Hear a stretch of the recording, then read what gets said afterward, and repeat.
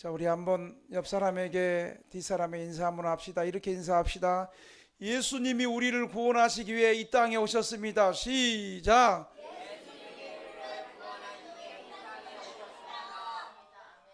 이것도 안 돼? 이것도 몰라고 버벅거려요? 다시 한번 예수님이 우리를 구원하시기 위해서 이 땅에 오셨습니다. 머리 빡빡도 같이 합니다. 아셨죠? 어디 거기서 나왔어요? 학교에서 지금 다시 온 거예요? 오케이. 다시 시작. 예수님이 우리를 구원하시러 이 땅에 오셨습니다. 아멘. 어떤 일이든지 처음 시작하는 일은 결코 쉬운 일이 아닙니다.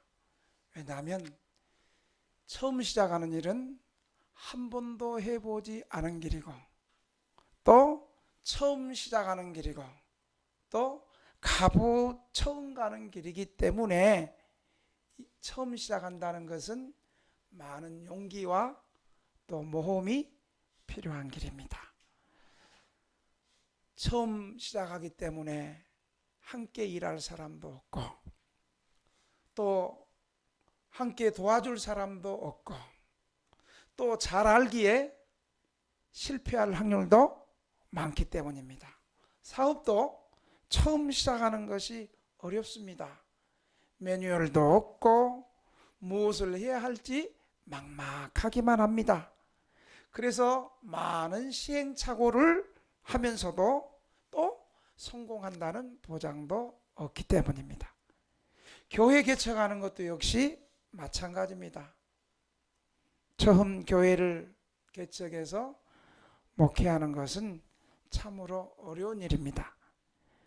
개척교회가 모든 환경이 어렵고, 그러니까 낯설어서 분위기도 우리처럼 지금 찬양하면서 아멘 하면 좋지만, 우리도 처음에 이런 건 아니었어요.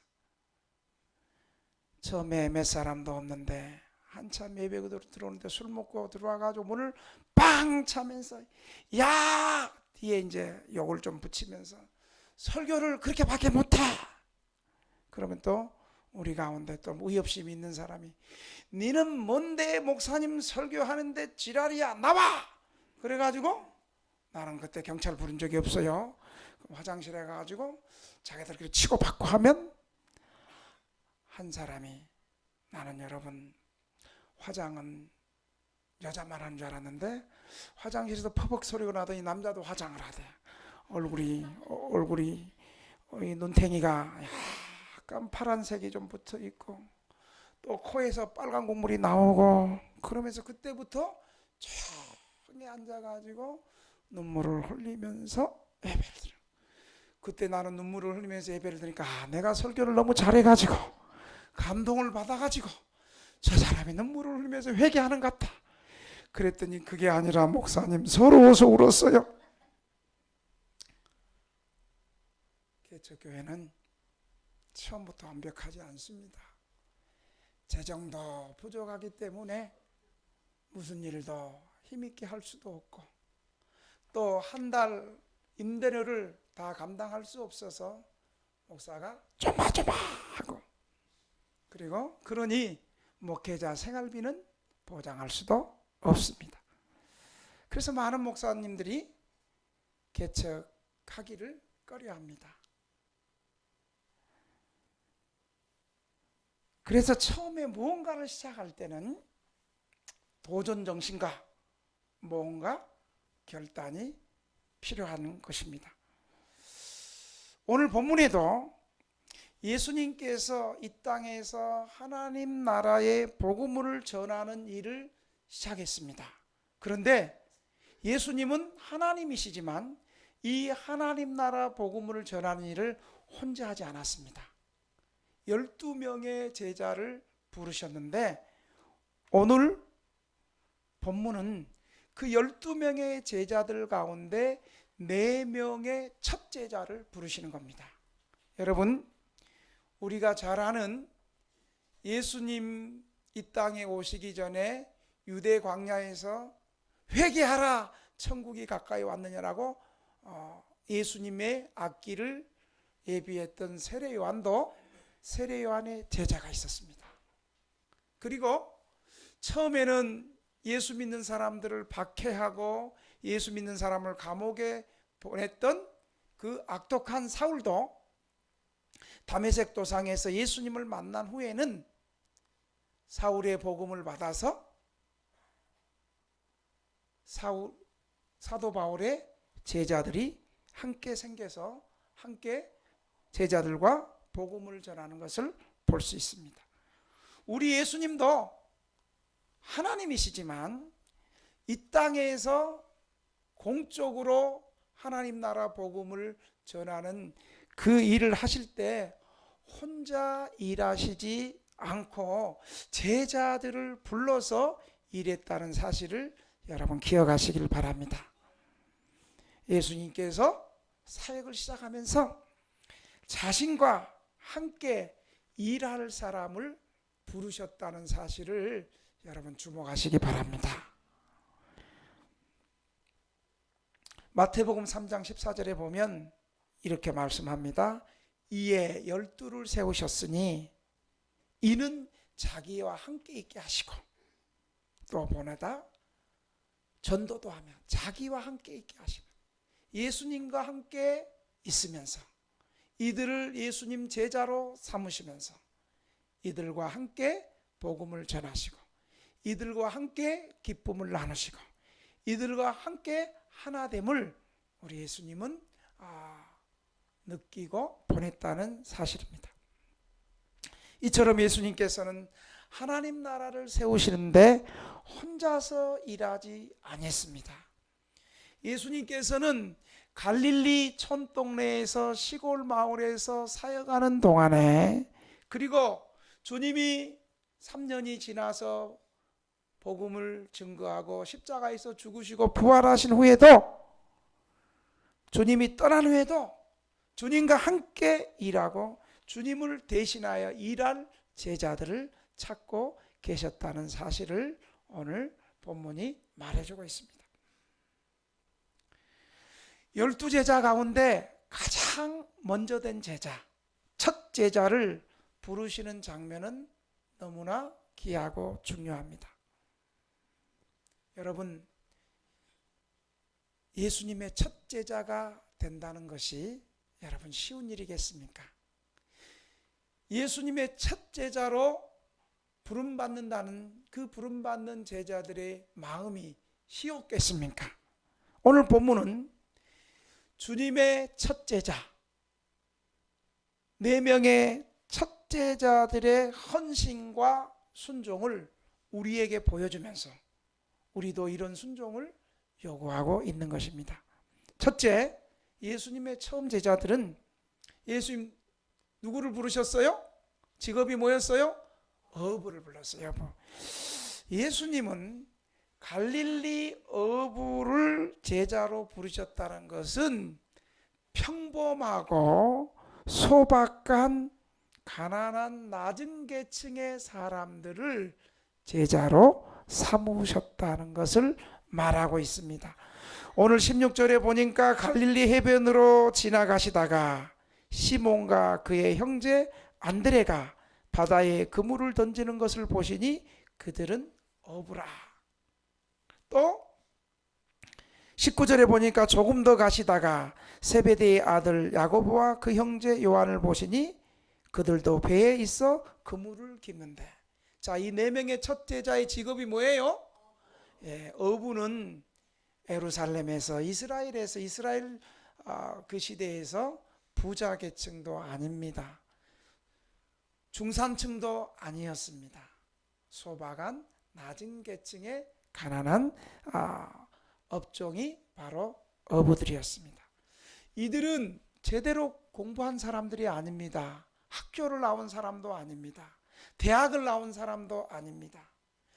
종교 지도자의 성직자 계층도 아닙니다. 그리고 귀족 계층도 아니었습니다. 더욱이 예수님이 부르신 이 첫 제자들은 학문이 있거나 재물이 있거나 재산이 있는 그런 사람도 아니었습니다. 사도행전 4장 13절에 베드로와 요한을 뭐라고 사람들이 비난했냐면 이들이 성전에 올라가서 복음을 전하니까 뭐라고 이 베드로와 요한을 비난했냐면 저들은 본래 학문 없는 사람이다. 저들은 본래 학문 없는 범인, 보통 사람이라고 말하고 있습니다. 예수님이 부르신 이 제자들은 보통 사람이었고 그 중에서도 가난하고 당시 사회에서 하류층 계층이었습니다.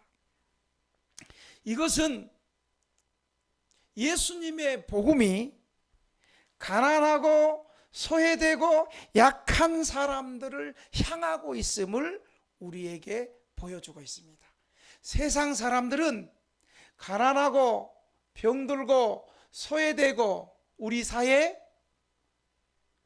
주변에서 사이드에서 이름 없이 살아가는 사람들을 소중하게 여기지 않아서 그들을 복음의 대상에서 제외할지 몰라도 우리 예수님의 복음은 우리 사회에서 소외되고 가난하고 힘없고 고독하고 아멘 할 때까지 외로운 사람들을 주님께서 불러주셨다는 사실을 여러분 기억하시기를 바랍니다.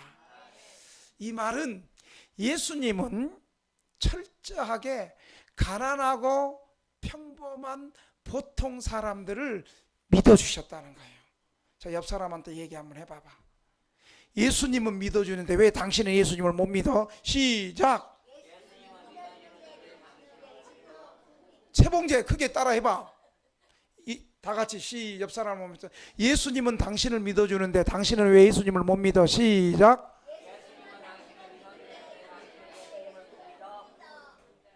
여러분, 예수님은요 철저하게 가난한 사람들, 힘없는 사람들, 연약한 사람들, 우리 사회에서 사이드에 있는 사람들을 예수님은 믿어주셨습니다. 여러분, 당시에 이스라엘에서 뭔가 좀 좋은 공동체, 고상한 공동체, 이름 있는 공동체, 납비들의 제자가 되기를 원하거나 특별히 그 당시에 하나님 나라의 운동을 하는 에세네파 공동체 같은 데는 제자가 되려면 먼저 제자로서의 자격을 갖춘 사람들을 제자로 택했습니다.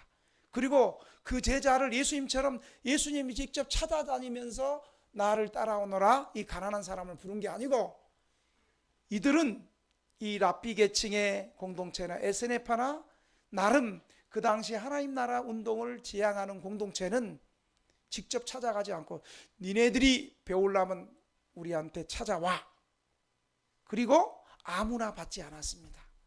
자격이 있고 학문이 있고 어느 정도 소양이 있고 어느 정도 율법을 좀 탐구하고 이런 사람을 받았지 예수님처럼 여자나 죄인들이나 세리나 병자나 어린아이나 개나 소나는 빼고 아무나 낮고 천한 사람을 직접 예수님이 찾아다니면서 제자로 삼으시지 않았습니다.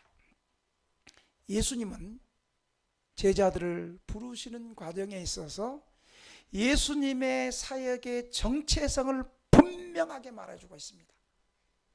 누가복음 4장 18절 19절에는 이렇게 말씀합니다. 주의 성령이 내게 임하셨으니 이는 가난한 자에게 복음을 전하게 하시려고 내게 기름 부으시고 포로된 자에게 자유를 눈먼 자에게 다시 보게 함을 전파하고 눌린 자를 자유롭게 하고 주의 은혜의 해를 전파하게 하려 하십니다. 이렇게 말하고 있습니다. 여러분, 예수님의 복음은 가난한 사람, 포로된 사람, 영적으로 포로되고 정신적으로 포로되어서 갇혀서 눌린 사람들, 이 세상을 살면서 돈이 없어서 눌려, 힘이 없어서 눌려, 가난해서 눌려, 이런 연약한 사람들을 복음의 주된 대상으로 삼고 있다는 것입니다. 그런데 현대사회는 언제부터인지 이런 가난하고 힘없고 약한 사람들이 복음의 대상에서 밀려나고 있다는 사실입니다. 그러나 여러분, 세상은 그렇다 할지라도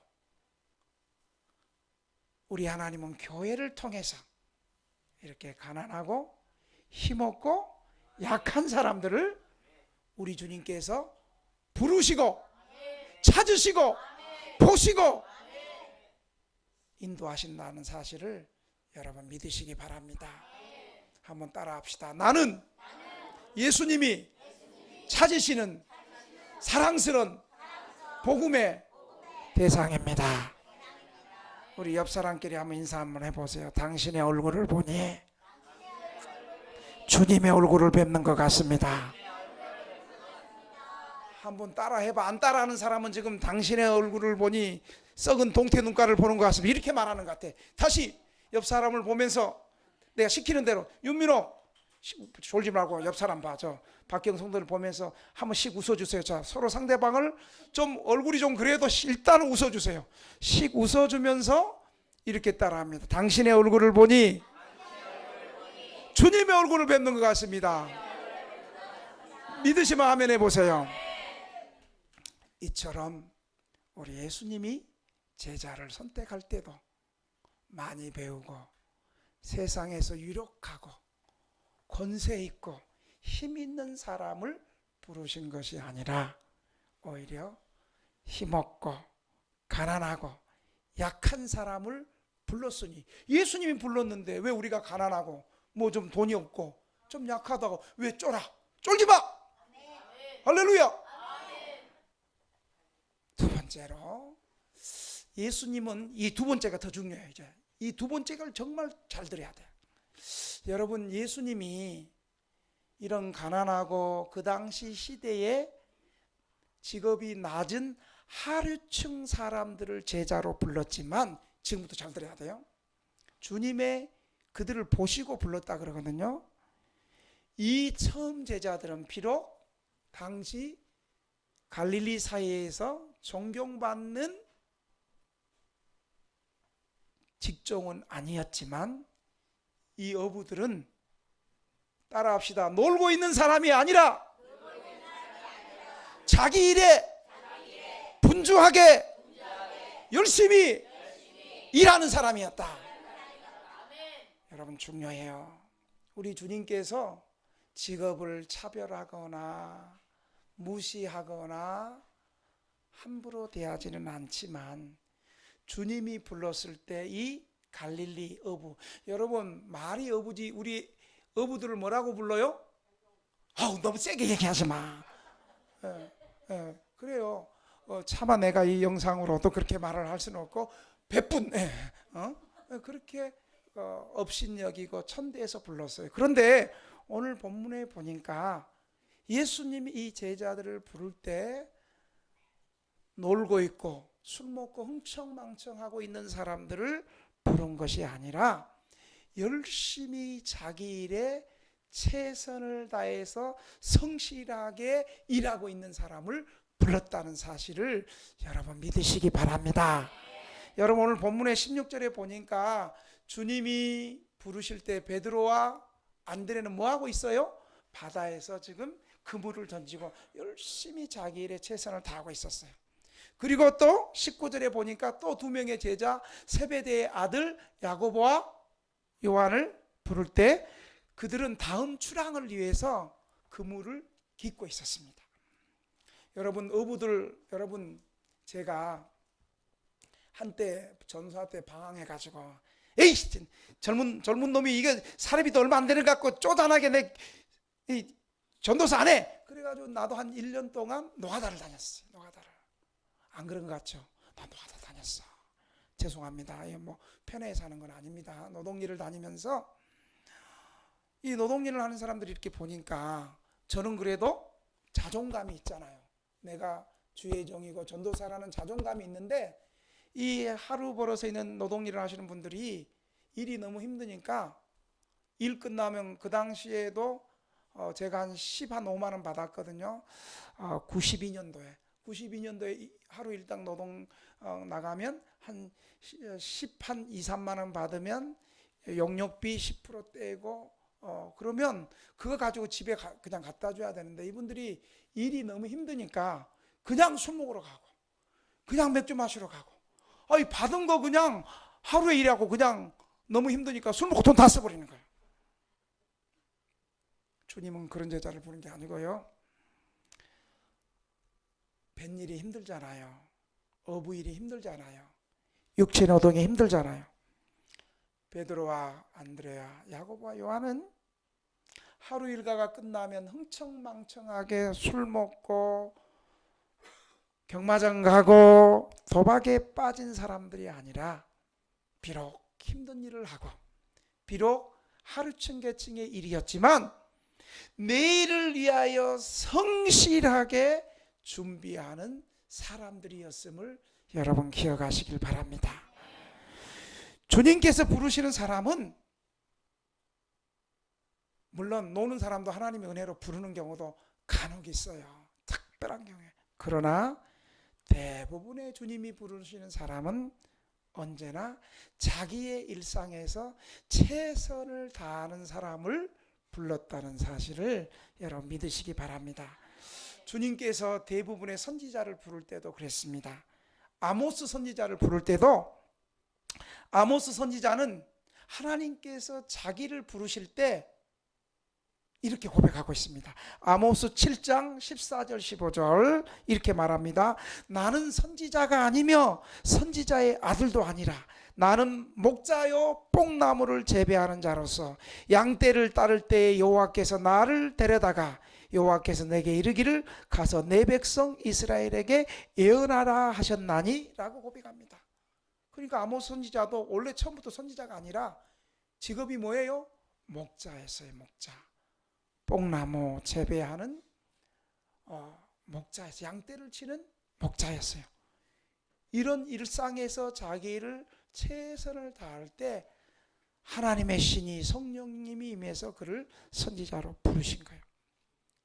하나님의 부르심은 하나님의 집이나 성전이나 기도원에서도 부르시지만 일상에서도 하나님께서 부르신다는 사실을 믿으시기 바랍니다.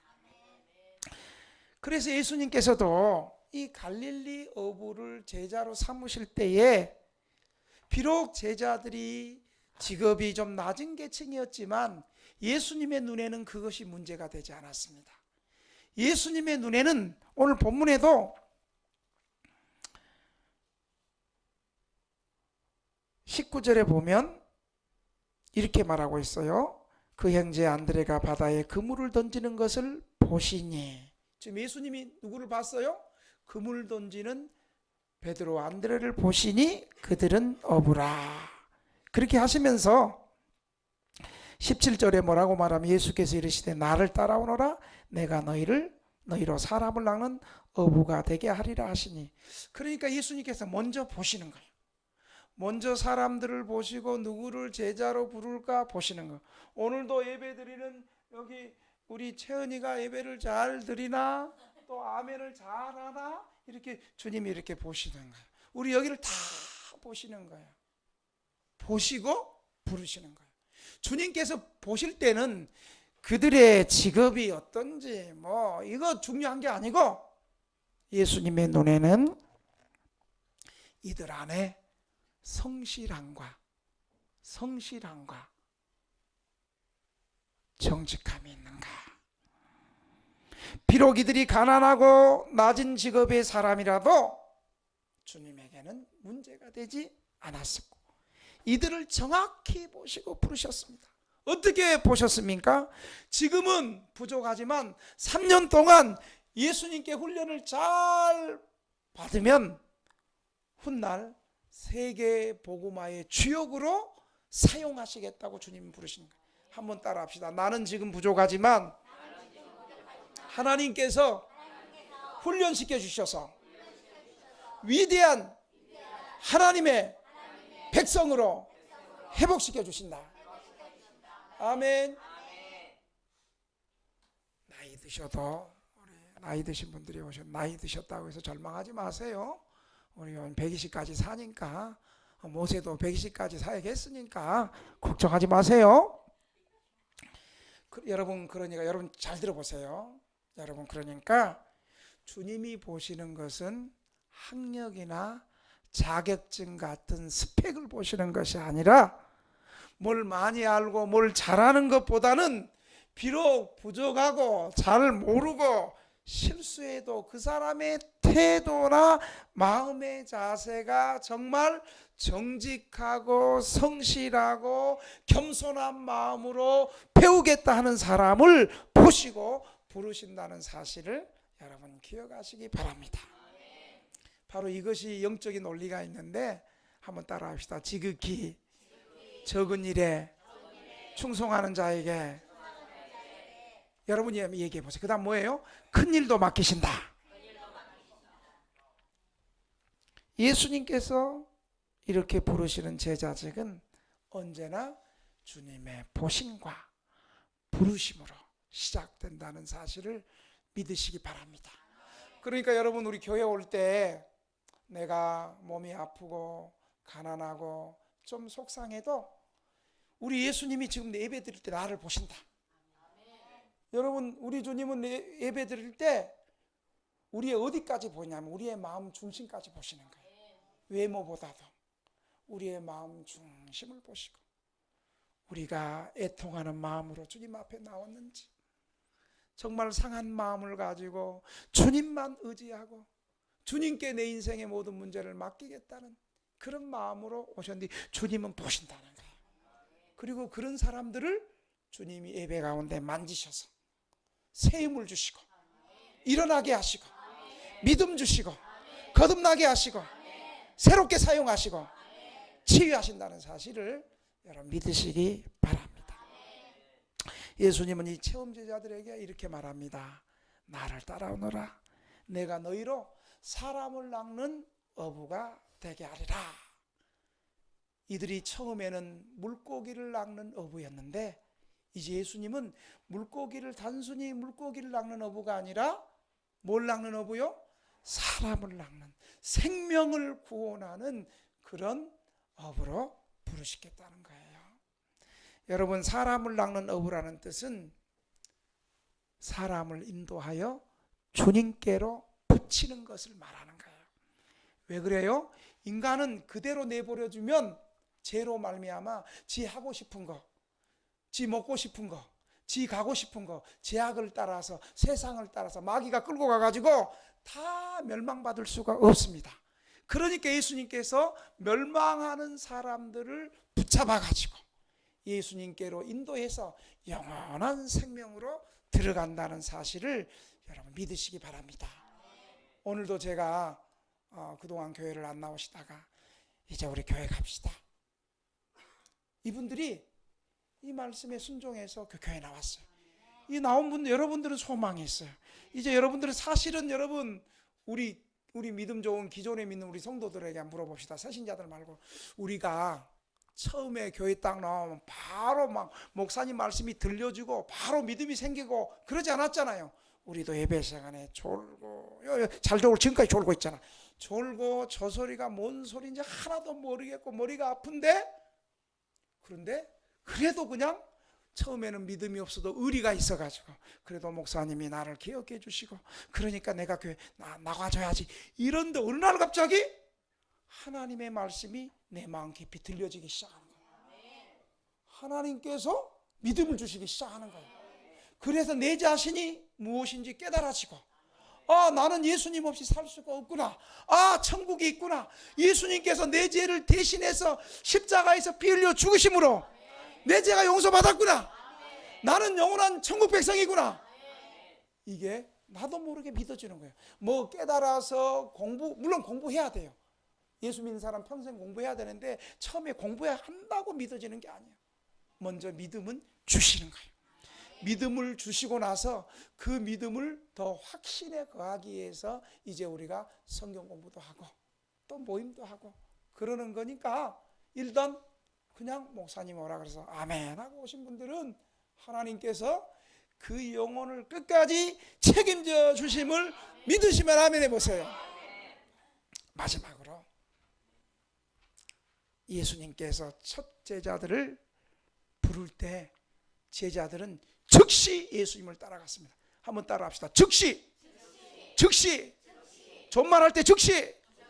예, 즉시 따라갔어요.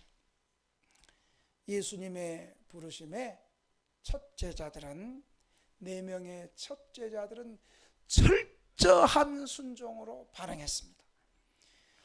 예수님은 시몬과 안드레가 그물 던지는 것을 보시고 곧 부르셨고 그들은 그들의 반응에 이에 곧 응답했습니다. 여러분, 전도하는 일은요, 예수 믿는 일은요, 곧 해야 돼. 주님을 따르는 일도 곧 해야 돼. 회의하고 상의해보고 잠시 있다 그러면 예수 못 믿어. 의논해보고 여유를 주면 영원히 예수 못 믿어. 지금 제가 여기서 20년째 목회하는데 지금 좀 게임방 1층에 게임방 들어가는 사람이 있거든. 목사님, 내가 이거 좀 정리하고 내가 좀 빚도 많고 신용불량도 있고 몸도 아프고 허리도 아프고 뭐 이런데 그거 뭐 나 다 정리하고 갈게요. 그래 내가 그랬어. 예언했어. 그거 평생 정리하면 당신 죽을 때까지 정리 못해. 그러니까 정리 안 될 때 지금 예수 믿을 때. 할렐루야. 우리 다 그러다가 다 주님 앞에 왔잖아요. 아멘. 주님의 일은 회의 오래 해서 결정하는 게 아니에요. 회의 오래 하면 싸매. 주님의 일은 따라합시다. 기도하고 결정했으면 앞이 캄캄해도 믿음으로 나간다. 믿으면 아멘. 이게 믿음이에요. 앞이 캄캄해도 기도하고 교회가 기도하고 주님의 뜻이라고 확증받았으면 상황이 불리하고 환경이 어렵고 내가 지금 손해볼 것 같지만 그 믿음으로 고! 믿음으로 직진! 할렐루야. 또 여러분 고 하니까 이상한 거 생각하고 있지. 쓰리고 흔들고 이거 생각하고 있지. 그거 말고 믿음으로 고. 할렐루야.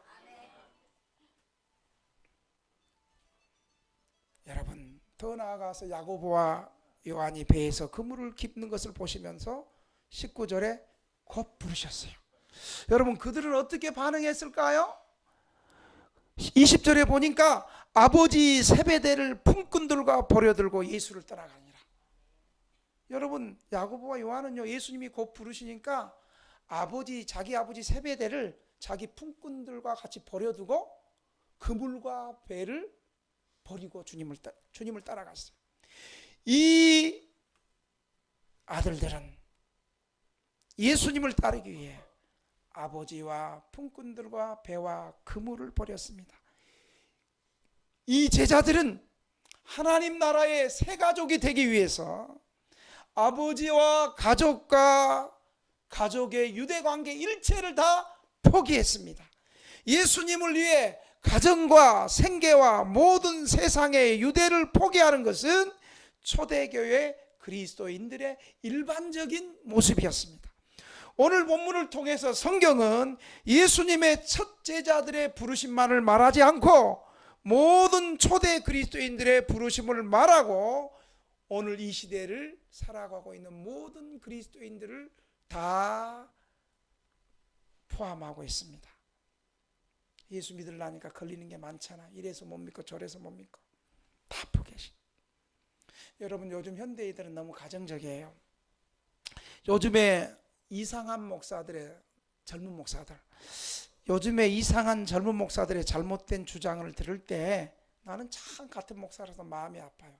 이 사람들이 어떻게 주장하냐면, 여러분 우리 평신도들 한번 들어보세요. 이 사람들의 주장이 맞는가? 목회보다 가정이 우선이다. 맞아요 이거? 이런 궤변을 늘어놓으면서 뭐라고 얘기하냐면, 목회는 평생 하니까 목회하다가 가정이 어려우면 목회는 그만두더라도 가정을 지키고 가정을 선택해야 된다라고 주장합니다. 여러분, 성경에 그런 말이 있어요. 오늘 본문도 그렇게 말하지 않잖아요. 그러면서 더 가슴 아픈 것은 위임받은 목사가 가정의 문제에 어려움이 있으면 교회 사임하고 교회 떠납니다. 우리 노예도 있었어요. 여러분, 이것은 성경적이 아닙니다. 성경에 그런 말이 어디 있습니까? 오늘 예수님의 첫 제자들은 주님이 부르실 때 자신의 생계와 가족과 아버지를 버리고도 주님을 힘있게 따르지 않았습니까? 오히려 여러분 목회하면서 가정에 문제가 있을 때 이 가정을 지키는 방법은 교회 목사가 딱 붙어가지고 교회를 떠나지 말고 가정이 어려워도 교회에서 기도하고 교회 중심으로 목회하고 그러면 자신도 살고 자녀도 살고 가정도 살고 교회도 더 부흥하는 줄로 믿으시기 바랍니다. 여러분 누가 그랬어요? 믿음의 조상 아브라함을 보십시오. 아브라함이 100세 때 하나님이 주시겠다는 언약의 아들을 낳았습니다. 언약의 자손인 그의 아들 이삭을 어느 날 하나님이 내 사랑하는 아들 독자, 잘 들어보세요. 내 사랑하는 아들 독자, 사랑하는 아들 이삭을 번제로 바치라. 하나님도 알아. 내 사랑하는 독자, 내 아들 독자, 사랑하는 아들 번제. 뭐예요? 짐승을 번제로 드리는 것이 아니라 그 아들을 배를 갈라서 내장을 긁어내고 각을 떠서 불로 태워서 하나님 앞에 드리라는 거예요. 아브라함은 이 말씀 앞에 아내와 상의도 하지 않고 아침 일찍이 번제를 드리기 위해서 모리아 산으로 향했습니다. 그리고 장작과 불을 가지고 자기 아들 이삭을 데리고 떠났습니다. 그리고 이제 번제 드릴 모리아 산 앞에 이르니까 종들은, 하인들은 너희들 여기 올라오지 말고 기다리고 있어. 그리고 이삭과 함께 번제단으로 올라갔습니다. 그때 이삭이 가슴 아픈 질문을 합니다. 아버지, 오늘따라 불과 장작은 있는데 하나님 앞에 드릴 번제 짐승은 왜 없어요? 짐승이 누구예요? 번제 드릴 게 누구예요? 자기 자신, 아들이 그렇게 묻는 거예요. 그때 아브라함이 뭐라고 얘기해 준 줄 압니까? 한번 따라 합시다. 하나님이 친히 준비하리라. 이렇게 일부러 따라하게 하는 게 있어. 저 전화벨이 울리니까 저걸 소리를 못 들기 위해 다시 한번 하나님이 친히 준비하리라. 한 번 더 하나님이 친히 준비하리라. 라고 아브라함은 단호하게 올라갔습니다. 그리고 마지막 이삭을 결박하여 칼에 죽이려는 그 순간 하나님이 더 급하게 여호와의 사자를 통해서 역사하셨습니다. 창세기 22장 12절에 보니까 그 아이에게 손을 대지 말라. 그에게 아무 일도 하지 말라. 내가 내 아들 내 독자까지라도 내게 아끼지 아니하였으니 내가 이제야 내가 하나님을 경외하는 줄 아노라. 이렇게 말씀하시면서 수풀에 걸린 수양을 준비해 주셨습니다. 그래서 우리는 이것을 여호와 이레, 하나님께서 친히 준비해 주셨다라고 우리가 고백하고 있습니다. 여러분, 이렇게 철저하게 하나님의 말씀에 순종하고 예수를 따를 때 나도 살고 가정도 살고 교회도 살고 공동체도 살고 민족도 살고 열방도 산다는 사실을 여러분 믿으시기 바랍니다. 사랑하는 성도 여러분, 예수님의 제자가 되고 예수님을 따르는 길은 내가 여호와를 믿느냐 바알 돈을 믿느냐, 이 선택에서 양자택일을 요구하고 있습니다. 이것은 예수님의 첫 제자들처럼 아비나 가족이나 품꾼이나 배나 그물을 버리고 온전히 예수님을 따라 나서는 철저한 순종을 의미합니다. 그것은 세상과의 어떤 타협도 허용하지 않습니다. 이런 결단과 순종이 예수 믿는 저와 여러분에게 이루어지기를 주의 이름으로 축원합니다. 우리 한번 받은 말씀을 가지고 1분만 한번 기도합시다. 주님, 나도 예수님의 첫 제자처럼 끊을 것 끊고 버릴 것 버리고 믿음으로 온전히 주님 따라갈 수 있도록 도와주시옵소서. 성령님 도와주시옵소서. 주님 한번 부르고 통성으로 기도합니다. 주여, 살아계신 아버지 하나님, 예수님이 부르실 때 제자들이 아버지도 배도 가족도 다 끊고 버리고 주님을 따라갔던 것처럼 주님, 내가 예수님 믿는데 장애가 되는 거 타협하지 않고 버리고 끊을 수 있고 주님만 의지할 수 있도록 믿음 주시옵소서. 주님, 아직도 예수 믿으면서 끊어내지 못하는 내 욕심과 제약의 습관들을 주님 이 시간 다 끊어버리고 주님 의지하고 주님만 의지하고 믿음으로 나아가는 우리 성도들이 다 되도록 주님 역사에 주옵소서. 예수님의 이름으로 기도합니다. 아멘.